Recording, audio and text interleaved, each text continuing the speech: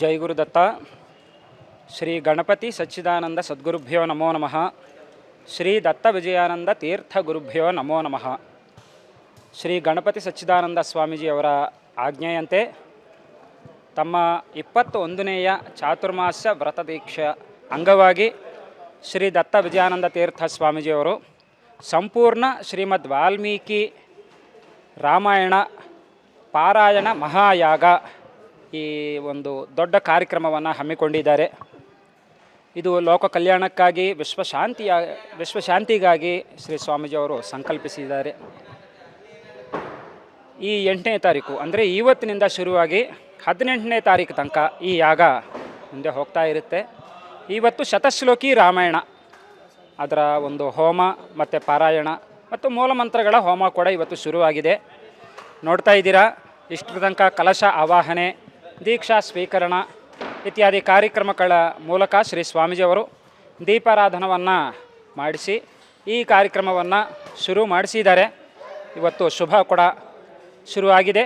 ನಾಳೆಯಿಂದ 9 ದಿನಗಳ ಕಾಲ ಈ ಪಾರಾಯಣ ಬಾಲಕಾಂಡದಿಂದ ಹಿಡಿದು ಅಯೋಧ್ಯಕಾಂಡ ತನಕ ಎಲ್ಲ ಪ್ರತಿಯೊಂದು ಕಾಂಡದಲ್ಲೂ ಕೂಡ ವೇದಗಳಲ್ಲೂ ಪುರಾಣಗಳಲ್ಲೂ ಶಾಸ್ತ್ರಗಳಲ್ಲೂ ಹೇಗೆ ಮಂತ್ರ, ಹೇಗೆ ಯಾಗ, ಹೇಗೆ ಹೋಮವನ್ನು ಮಾಡಬೇಕು ಅಂತ ಹೇಳಿ ನಿರ್ದೇಶಿಸಿದ್ದಾರೆ. ಆ ಕ್ರಮವನ್ನು ಕೈಗೊಂಡು ಶ್ರೀ ಸ್ವಾಮೀಜಿಯವರು ಈ ಯಾಗವನ್ನು ಹಮ್ಮಿಕೊಂಡಿದ್ದಾರೆ. ನಾಳೆಯಿಂದ ಪ್ರತಿ 1,000 ಶ್ಲೋಕಕ್ಕೂ ಒಂದು ಗಾಯತ್ರಿ ಮಂತ್ರದ ಒಂದು ಅಕ್ಷರ ಬರುತ್ತೆ. ರಾಮಾಯಣದಲ್ಲಿ ವಾಲ್ಮೀಕಿ ಮಹರ್ಷಿಗಳೇ ಹಾಗೆ ರಚನೆ ಮಾಡಿದ್ದಾರೆ. ಯಾವಾಗ ಒಂದು ಅಕ್ಷರ ಬರುತ್ತೆ ಆವಾಗ ಗಾಯತ್ರಿ ಮಂತ್ರದ ಹೋಮವು ಕೂಡ ಆಗುತ್ತೆ. ಪ್ರತಿನಿತ್ಯವೂ ಕೂಡ ಪೂರ್ತಿ ಪಾರಾಯಣೆ ಆಗುತ್ತೆ. 24,000 ಶ್ಲೋಕಗಳ ಪಾರಾಯಣೆ 9 ದಿನಗಳಲ್ಲಿ ಆಗಲಿದೆ.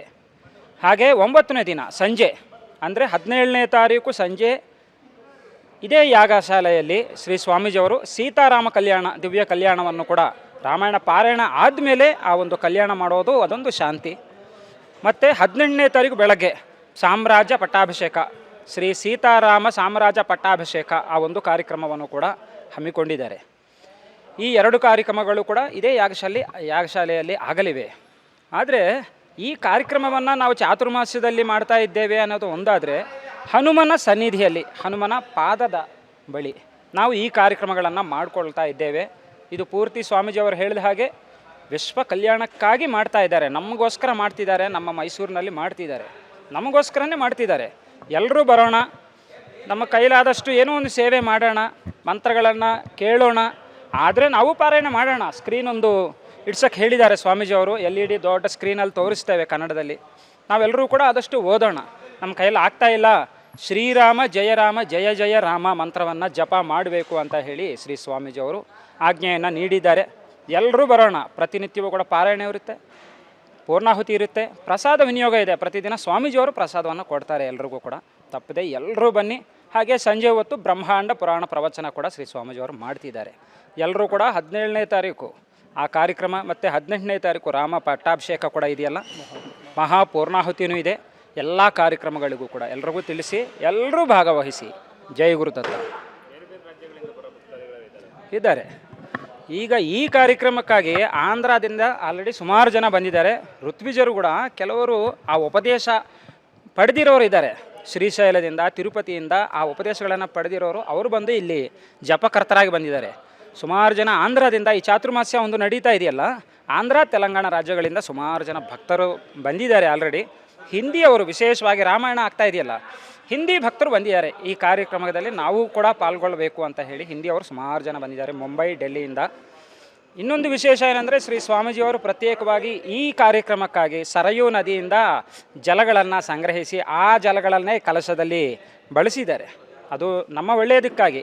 ಎಲ್ಲ ಪೂರ್ಣಾಹುತಿ ಆದಮೇಲೆ ಆ ಸಂಪ್ರೋಕ್ಷಣ ಆ ಕಾರ್ಯಕ್ರಮದಲ್ಲಿ ನಮಗೂ ಕೂಡ ಶ್ರೀ ಸ್ವಾಮೀಜಿಯವರು ಆ ಜಲಗಳಿಂದ ಪ್ರೋಕ್ಷಣೆ ಮಾಡಲಿದ್ದಾರೆ. ಎಲ್ರಿಗೂ ತಿಳಿಸಿ, ಎಲ್ಲರೂ ಕೂಡ ಭಾಗವಹಿಸೋಣ. ಇದು ನಮಗೋಸ್ಕರ ಮಾಡ್ತಿದ್ದಾರೆ, ಬೇರೆ ಎಲ್ಲೋ ಮಾಡ್ತಿಲ್ಲ. ಈ ಸಲ ಈ ಚಾತುರ್ಮಾಸ್ಯ ವ್ರತ ದೀಕ್ಷಾ ಪ್ರತ್ಯೇಕವಾಗಿ ನಮ್ಮ ಆಶ್ರಮದಲ್ಲಿ ರಾಜರಾಜೇಶ್ವರಿ ಅಮ್ಮನವರ ಒಂದು ಪ್ರತಿಷ್ಠಾಪನೆ ಆಗಿದೆ ಅಂತ ಹೇಳಿ ಈ ಪ್ರತಿಷ್ಠಾಪನೆ ನಮ್ಮ ಆಶ್ರಮದಲ್ಲಿ ಮೈಸೂರಲ್ಲೇ ಮಾಡ್ಕೊಂಡಿದ್ದೇವೆ. ಈ ವರ್ಷ ನಾನು ಇಲ್ಲೇ ಇರಬೇಕು ಸಂಪೂರ್ಣವಾಗಿ ಅಂತ ಹೇಳಿ ಸ್ವಾಮೀಜಿಯವರು ಇಲ್ಲೇ ತಮ್ಮ ದೀಕ್ಷೆಯನ್ನು ಸ್ವೀಕರಿಸಿ ಈ ವರ್ಷ ಚಾತುರ್ಮಾಸ್ಯ ಇಲ್ಲೇ ಮಾಡ್ತಿದ್ದಾರೆ. ಯಾರಿಗೋಸ್ಕರ? ಈ ಕಾರ್ಯಕ್ರಮಗಳೆಲ್ಲ ಕೂಡ ನಮಗೋಸ್ಕರ ಮಾಡ್ತಿದ್ದಾರೆ. ಇತ್ತೀಚೆಗೆ 4ನೇ ತಾರೀಕು ಶತಚಂಡಿ ಮಹಾಯಾಗ ಮಾಡಿಸಿದ್ದಾರೆ. ನಾವೆಲ್ಲರೂ ಕೂಡ ಆನ್ಲೈನ್ ಮೂಲಕ ನಾವು ನೋಡಿದ್ದೇವಲ್ಲ, ಅದರದ್ದು ಕೂಡ ಫಲವನ್ನು ನಮಗೆ ಹಂಚ್ತಾ ಇದ್ದಾರೆ. ಈ ಕಾರ್ಯಕ್ರಮಕ್ಕೆ ಎಲ್ಲರೂ ಬರೋಣ. ಇದು ನಮ್ಮ ಒಳ್ಳೆಯದಕ್ಕಾಗಿ ನಮ್ಮ ಮೈಸೂರು ನಗರದಲ್ಲಿ ಮಾಡ್ತಿದ್ದಾರೆ. ಇದು ಒಂದು ಹೆಮ್ಮೆಯ ಮಾತು. ಎಲ್ರಿಗೂ ತಿಳಿಸಿ. ಬೆಳಗ್ಗೆ 9 ಗಂಟೆಗೆ ಶ್ರೀ ಸ್ವಾಮೀಜಿಯವರು ಬಂದು ಮಧ್ಯಾಹ್ನ 1-1:30 ತನಕ ಪಾರಾಯಣ ಮಾಡ್ತಾರೆ. ಪ್ರಸಾದ ವಿನಿಯೋಗವಿರುತ್ತೆ. ಎಲ್ಲರೂ ಬರಲಿ. ಎಷ್ಟು ಜನ ಬರ್ತಾರೆ ಅಷ್ಟು ಜನಕ್ಕೂ ಕೂಡ ಆ ಪುಣ್ಯ ಫಲ ಸಿಗುತ್ತೆ. ಸ್ವಾಮೀಜಿಯವರ ದರ್ಶನವಾಗುತ್ತೆ, ರಾಮನ ದರ್ಶನವಾಗುತ್ತೆ.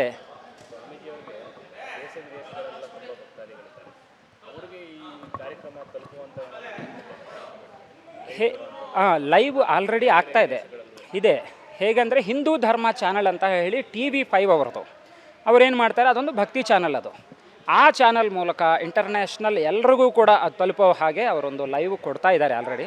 SVBC ಅವರು ಕೂಡ ಆದಷ್ಟು ಕೊಡ್ತಿದ್ದಾರೆ. SVBC ಕನ್ನಡದವರು ಅವರು ಕೊಡ್ತಿದ್ದಾರೆ. ಹಾಗೆ ನಮ್ಮ ಚಾನಲ್ಸ್ ಅವರು ಯಾರ್ಯಾರು ನೋಡ್ತಿದ್ದೀರಾ ಎಲ್ಲರೂ ಕೂಡ ನಮ್ಮ ಚಾನಲ್ಗಳಲ್ಲಿ ಏನೇನೆಲ್ಲ ಬರುತ್ತೆ ಆ ವಿಶೇಷಗಳನ್ನು ತಿಳ್ಕೊಂಡು ಎಲ್ಲರೂ ಬಂದು ದರ್ಶನ ಮಾಡ್ಕೊಳ್ಳೋಣ. ಇದು ಆದಷ್ಟು ಕನ್ನಡದವರು ಎಲ್ರಿಗೂ ಸಿಗಲಿ ಅಂತ ಹೇಳಿ ಮಾಡಿಸ್ತಿರೋದು. ಇದು ಕನ್ನಡದಲ್ಲೇ ಆಗ್ತಾಯಿದೆ ಸ್ಪೀಚು ಎಲ್ಲ. ಬ್ರಹ್ಮಾಂಡ ಪುರಾಣ ಕೂಡ ನಮ್ಮ ಮೈಸೂರಿನಲ್ಲಿ ಕನ್ನಡದಲ್ಲೇ ಹೇಳ್ತಿದ್ದಾರೆ ಸ್ವಾಮೀಜಿಯವರು. ಅದಕ್ಕೆ ಶ್ರೀ ಸ್ವಾಮೀಜಿಯವರು ಈ ವರ್ಷ ಇಲ್ಲೇ ಮಾಡ್ತಾ ಇದ್ದಾರೆ. ಆ ಬ್ರಹ್ಮಾಂಡ ಪುರಾಣ ಪ್ರವಚನ ಕೂಡ ಕನ್ನಡದಲ್ಲೇ ಹೇಳ್ತಿದ್ದಾರೆ ನಮಗೋಸ್ಕರ. ಈಗ ನಮಗೋಸ್ಕರ ಮಾಡಬೇಕಾದ್ರೆ ನಾವು ಕೂಡ ನಮಗೋಸ್ಕರ ಆ ಪುಣ್ಯವನ್ನು ನಾವು ಪಡೆಯಬೇಕು. ಹಾಗೆ ಎಲ್ಲರೂ ನಾನು ಕಂತೇಟಿ ಕಲ್ಯಾಣ್ ಕಿರಣ್ ಶರ್ಮಾ ಅಂತ ಹೇಳಿ, ಇವರು ಚಕ್ರವರ್ತಿ ಶರ್ಮಾ ಅವರವರು ಅಂತ ಹೇಳಿ ವೇದ ಪಂಡಿತರು ಇಲ್ಲೇ ಇರೋದು. ಈ ಕಾರ್ಯಕ್ರಮವನ್ನು ನಾವೇ ಸ್ವಾಮೀಜಿಯವರ ಆಜ್ಞೆಯಂತೆ ನಾವೇ ನೋಡ್ಕೊಳ್ತಾ ಇದ್ದೇವೆ. ಈಗ 60 ಜನ ಪಂಡಿತರು ಇದ್ದಾರೆ. ಬೇರೆ ಬೇರೆ ಭಾಗಗಳಿಂದ, ದೇಶದ ಬೇರೆ ಬೇರೆ ಭಾಗಗಳಿಂದ ಬಂದಿದ್ದಾರೆ. ನಾವಿರೋದು ಮೈಸೂರಿನಲ್ಲೇ. ಸುಮಾರು ಜನ ಪಂಡಿತರು ಬಂದಿದ್ದಾರೆ. ಎಲ್ರಿಗೂ ಕೂಡ ಸ್ವಾಮೀಜಿಯವರು ಪ್ರತ್ಯೇಕವಾಗಿ ಸೂಚನೆಗಳನ್ನು ಹೇಳಿದ್ದಾರೆ. ಏನು ಮಂತ್ರ ಎಷ್ಟೆಷ್ಟು ಸಂಖ್ಯೆಯಲ್ಲಿ ಮಾಡಬೇಕು, ಎಷ್ಟು ಹೊತ್ತು ಮಾಡಬೇಕು, ಯಾವ ಸಮಯದಲ್ಲಿ ಮಾಡಬೇಕು. ಹಾಗೆ ಸಂಜೆ ಹೊತ್ತು ಪ್ರತಿನಿತ್ಯವೂ ಸಹಸ್ರನಾಮಾರ್ಚನೆ, ಅಷ್ಟಾವಧಾನ ಸೇವೆ ಇದೆಲ್ಲ ಕೂಡ ಮಾಡಲೇಬೇಕಾಗಿ ಸ್ವಾಮೀಜಿಯವರು ಆಜ್ಞೆಯನ್ನು ನೀಡಿದ್ದಾರೆ. ಎಲ್ಲ ಕಾರ್ಯಕ್ರಮಗಳು ಆ ಸಮಯವನ್ನು ಮತ್ತೆ ನಾವು ಹೇಳ್ತೀವಿ. ಎಲ್ಲರೂ ಕೂಡ ಆ ಸಮಯಗಳನ್ನು ತಿಳ್ಕೊಂಡು ಬಂದು ಆ ಪುಣ್ಯವನ್ನು, ಸಂಪೂರ್ಣವಾದ ಆ ಪುಣ್ಯವನ್ನು ಪಡೆಯೋಣ. ಜೈ ಗುರುದತ್ತ.